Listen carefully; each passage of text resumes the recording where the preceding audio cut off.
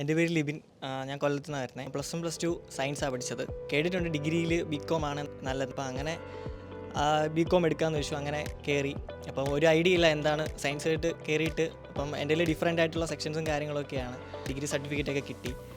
ഏകദേശം ഒരു 1.5 വർഷം ഞാൻ എൻ്റെ കണ്ടിന്യൂറ്റിയിൽ നിന്ന് ഡിഫറെൻ്റ് ആയിട്ട് എൻ്റെ ഒരു പ്ലഷർ മൈൻഡിൽ ഞാൻ നടന്നു. അപ്പം എവിടെയെങ്കിലും ഒരു ജോലിക്ക് കയറണമെന്ന ആഗ്രഹത്തിൽ ഞാൻ OLXൽ ഒരു അഡ്വർടൈസ്മെൻറ്റ് കണ്ടു. ജസ്റ്റ് അപ്ലൈ ചെയ്തു. അതിനകത്ത് ഞാൻ കയറി. ഒരു 4-5 മാസം വർക്ക് ചെയ്ത സമയത്ത് എനിക്ക് മനസ്സിലായി എൻ്റെ കയ്യിൽ ഡിഫറെൻറ്റ് ഫീൽഡാണ്. ആ ഓഫീസിലിരിക്കുന്ന സമയത്ത് തന്നെ ഞാൻ ആ റീല് കണ്ടതും എന്നിട്ട് ഇവിടുത്തെ എൻക്വയറി ചെയ്തിട്ട് അപ്പോൾ അവർ പറഞ്ഞു ഒരു അസസ്മെൻ്റ് ഉണ്ടെന്ന് പറഞ്ഞു.